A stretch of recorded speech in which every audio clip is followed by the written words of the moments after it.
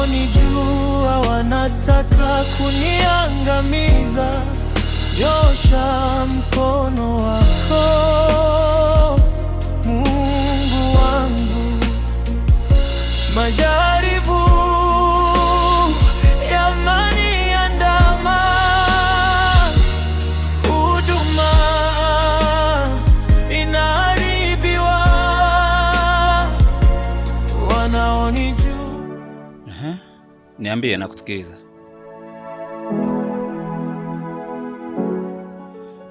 Wakati sisi wengine tukipambana kwa damu, jasho, nguvu nyingi kuhakikisha tunakomboa kijiji chetu, kuna watu wachache ambao hawapendi kutuona maendeleo yetu. Wako tayari kutuua, kutuangamiza, kutupoteza kabisa na kupoteza malengo yetu.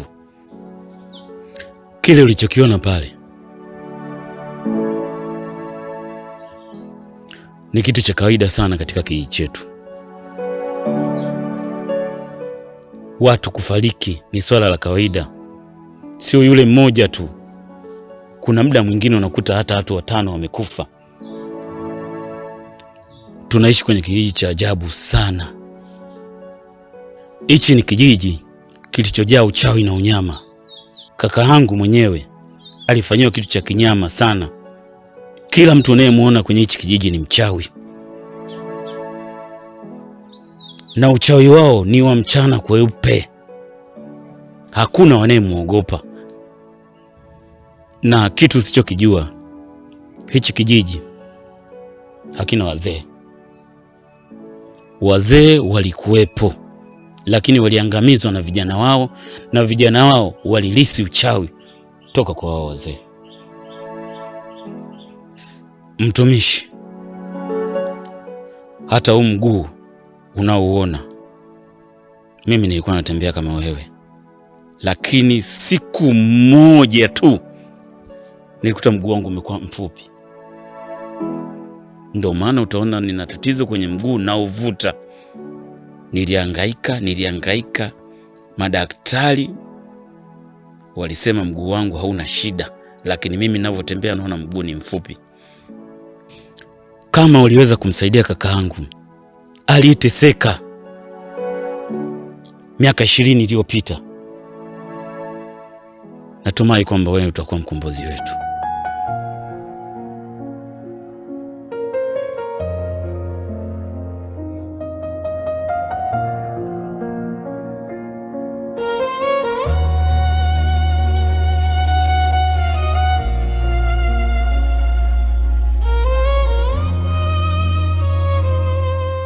Rafiki yangu, unaonaje uje wa huyu mtumishi?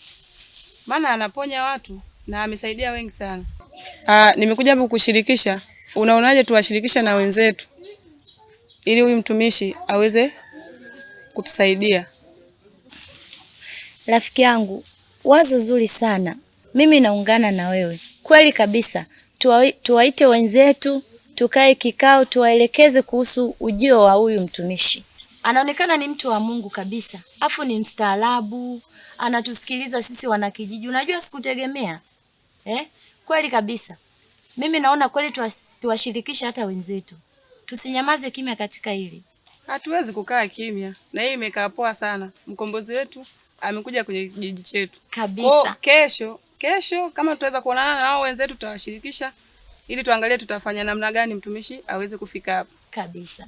Nashukuru rafiki yangu.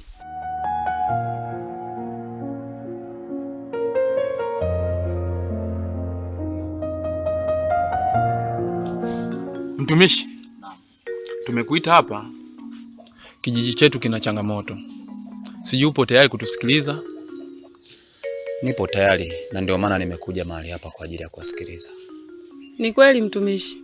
Sisi kijiji chetu kina changamoto nyingi sana. Watu wanakufa ovyo ovyo, watu wanaumwa, uchawi umekuwa mwingi sana. Mpaka sisi wenyewe tunahisi kuchanganyikiwa. Na tulipokuona wewe, tumeona kabisa unaweza kutusaidia. Kwa ni hayo tu mtumishi. Nadhani tuko pamoja na nimekuja hapa kijijini kwa lengo la kuwasaidia, na nitahakikisha kijiji kinamjua Mungu, na nyie ndio muwe mabalozi wazuri kabisa kuhakikisha kijiji kinamjua Mungu. Amina, amina. Nashukuru sana. Kiukweli mtumishi, yani tutakuunga mkono bega kwa bega, hatutokuacha. Yani tumefurahi sana na Mungu akubariki.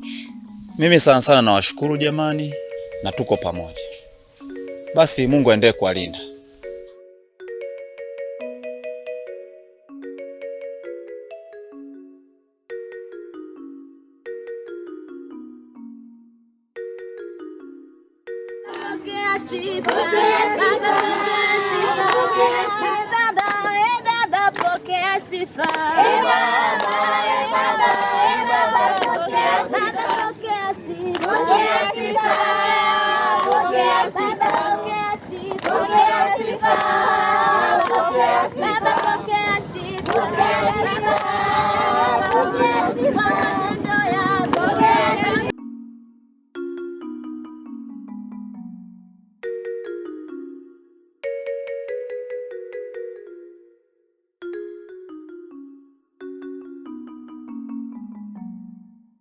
Brother Ken?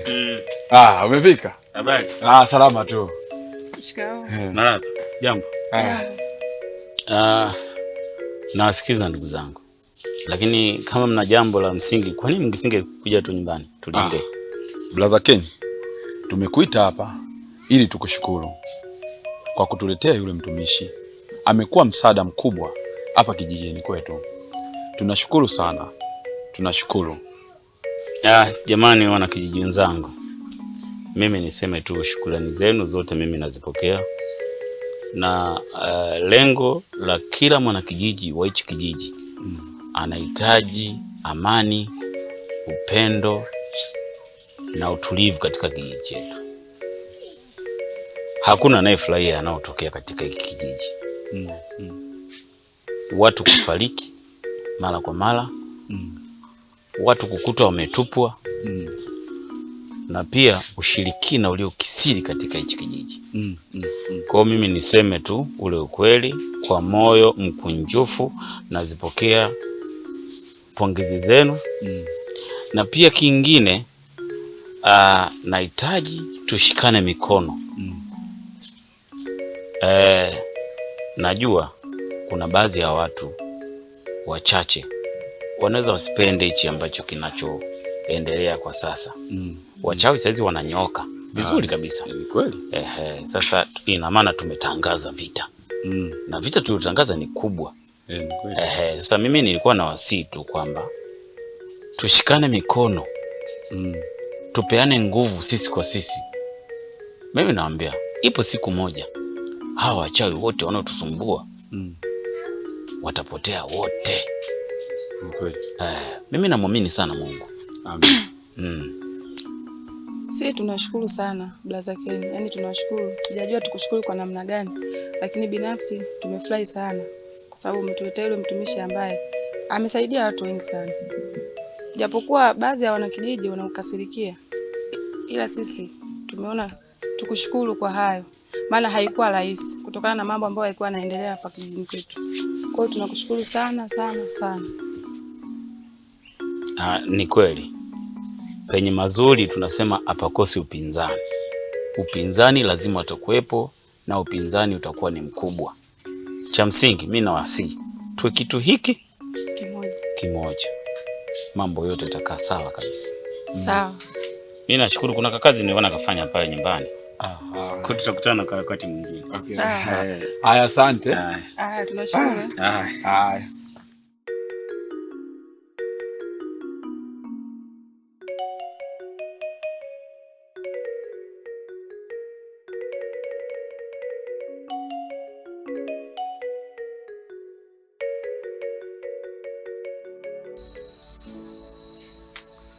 Hongera sana Brother Ken. Nasikia umepokea mgeni kutoka mjini. Na isitoshe ni mtumishi wa Mungu. Asante Mwakibonda. Huyo mgeni atakuwa ni suluhisho la matatizo yote yanayoendelea hapa kijijini. huyu ni mtumishi wa Mungu, lakini ni mtumishi wa Mungu kweli kweli, na anapiga neno la Mungu. Mimi naamini atanyosha kijiji chetu, kitakuwa sawa. Upo sahihi kaka Keni, lakini wasiwasi wangu ni moja tu, kulingana na kwamba wewe hiki kijiji unakijua vizuri tu na uongozi wako unaufahamu. Vipi kuhusu hilo? Ujioni kusema wewe unajiletea matatizo? Tuko tayari kwa lolote. Tuko tayari kumwaga jasho, machozi na damu kwa ajili ya kijiji chetu. Tumepoteza ndugu zetu wengi sana bila hatia yoyote. Mwakibunda, niko tayari kwa lolote lile linalotokea. Kumbuka kusema hapo awali kuna watumishi wa Mungu walikuja kwa ajili ya kutangaza injili ya Mungu, lakini mwishowe tukaishia kuwaokota mtoni. Una kumbukumbu na hilo? Na vipi kuhusu huyo rafiki yako? Unamwamini kweli? Asije kuwa kama ndo wale alafu akakuingiza mkenge afu akakukuta. Sasa mimi sitaki yani ndugu yangu potee wakati nikiwa naona. Huyo mtu kama unamwamini basi tusimame kitete naye. Ila kama umwamini basi mimi naomba unitoe mapema. Huo msalaba ubebe peke yako brother Keni. Mwakibunda, kama ulikuwa ujui, huyu ndio mtu sahihi. Baada ya miaka 20 iliyopita, huyu mtumishi wa Mungu aliweza kumuokoa kaka yangu, tena kwa siku hii moja tu. Hivi ninavyomwamini, nahisi watu wote hawezi kumwamini kama mimi ninavyomwamini, lakini mimi najua kwamba muda ukifika watamwamini kama ninavyomwamini mimi. Sawa brother Keni, mimi nakubaliana na wewe. Ila mimi nakushauri kitu kimoja tu. Tusije tukatumia ubongo wa nyuma afu tukasahau kutumia ubongo wa mbele.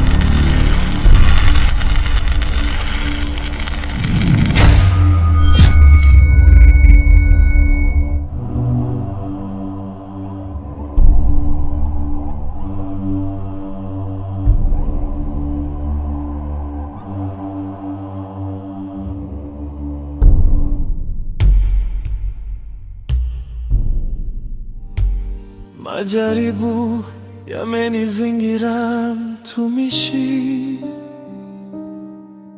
nikihubiri injili kwa moyo wa kweli. Kila nikisimama pepo wananivuta chini. Ee Mungu nisaidie, nguvu zinaisha pole pole.